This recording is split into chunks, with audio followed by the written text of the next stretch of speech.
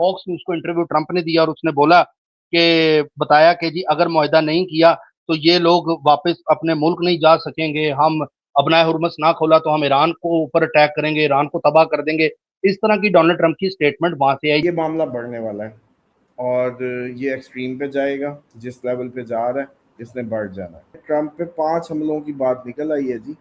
फिर white house और पता नहीं कहाँ कहाँ लोग पकड़े गए हैं, मास्टरमाइंड्स और प्लान्स। तो मैंने कहा अभी तो हमने जायजा ये इसकी बर्थडे पे तो डिस्कस किया था कि अब इसको मौत का खतरा है, इसलिए ये हरकतें बदल रहा है अपनी।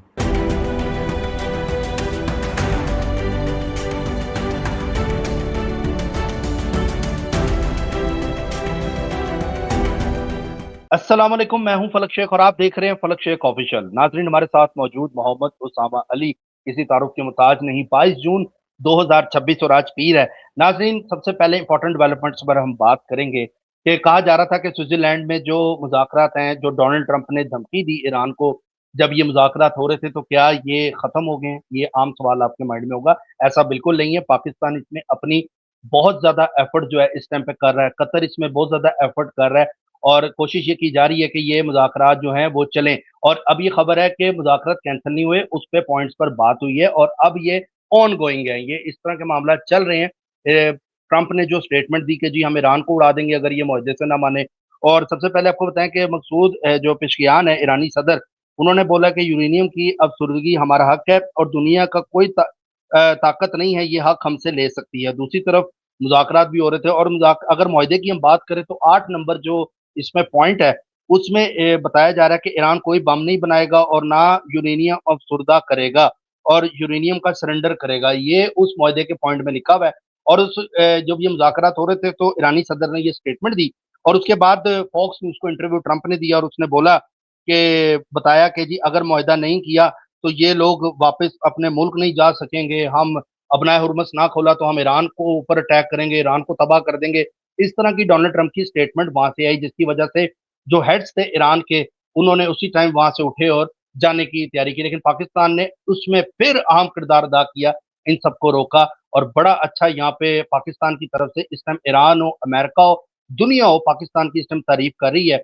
और बताया ये जा रहा है कि अभी ये जो मुज़ाकरात हैं ये रुके जरूर हैं लेकिन इसके ऊपर बातचीत की जा रही है और हो सकता है कि अच्छी खबर बहुत जल्द आपको मिलेगी कि मुआहिदा जो है वो किसी जगह पर आ चुका है। आपको पता है कि जो समद साहब ने मैं प्रेडिक्शन दी थी, बोला था कि 20 के बाद ईरान के ऊपर ठहराव आएगा।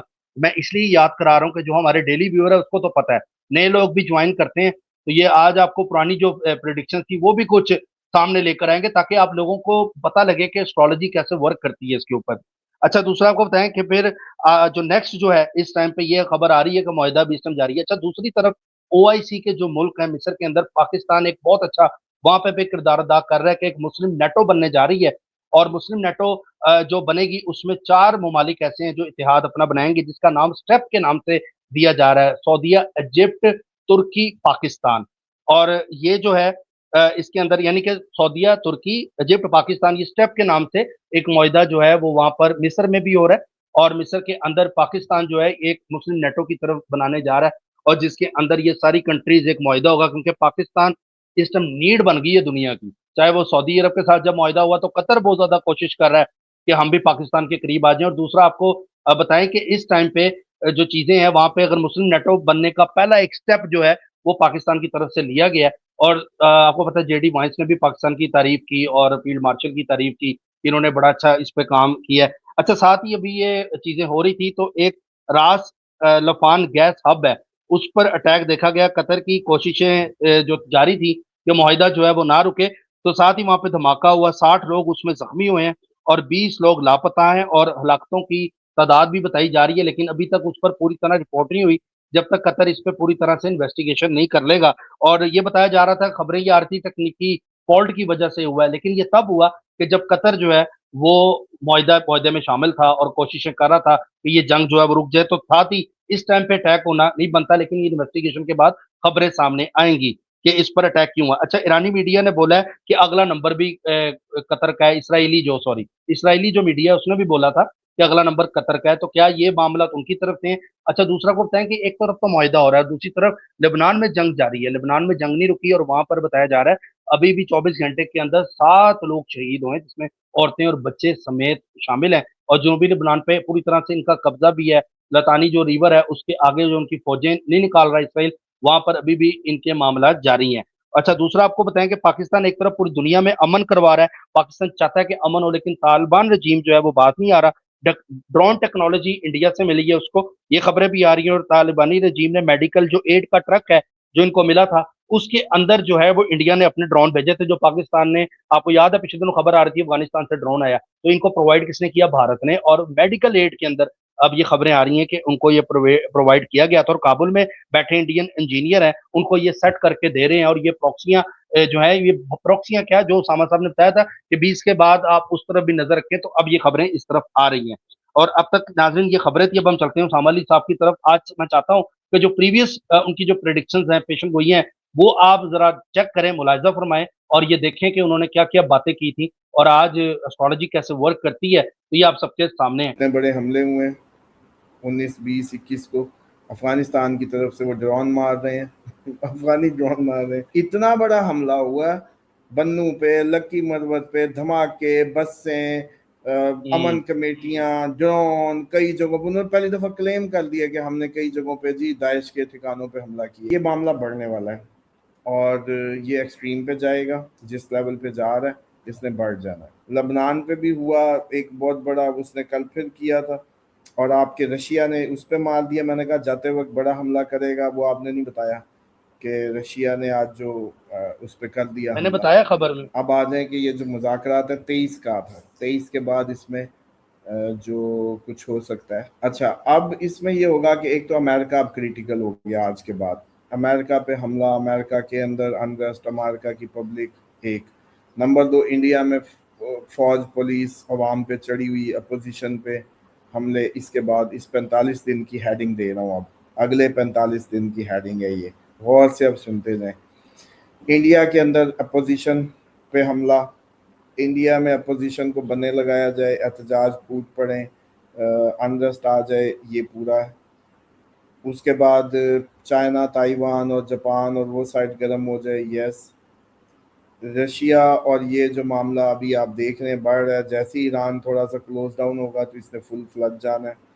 ईरान का मिनिमम ये जैसे कहते हैं कि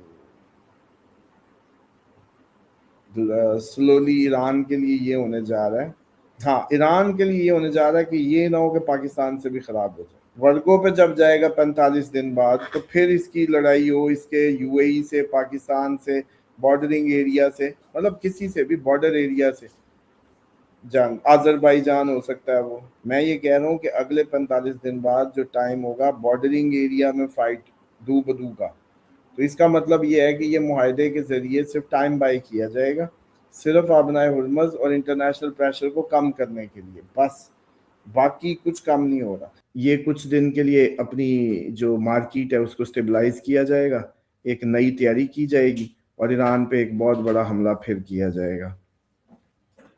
समझ रहे हैं, एक नई तैयारी के साथ ईरान पे एक बहुत बड़ा हमला फिर किया जाएगा। तो इसलिए अब ये स्टॉक पाइल पूरे करेंगे, तैयारी दोबारा करेंगे, इस तरह का इनको टाइम चाहिए। लेकिन इस दौरान ये नहीं कहा जा सकता कि जो आपके जीसीसी हैं, ये कंट्रीज हैं, इन पे अटैक नहीं हो सकता, इसके चांसेस जी मौजूद जी। हैं। अच्छा, उसके बाद जो सिनेरियो बन रहा है, पाकिस्तान इंडिया भी बनता जा रहा है इस 20 के बाद से, और ये अब क्रिटिकल फेज में हम एंटर हो जाएंगे और मोदी के उतरने के भी चांसेस होंगे, इंडिया में अनरेस्ट के चांसेस होंगे इस अपकमिंग उसमें, और अपोजिशंस पे क्रैकडाउन शुरू होगा इंडिया में। इस तरह की कुछ सिचुएशंस बन जाएंगी।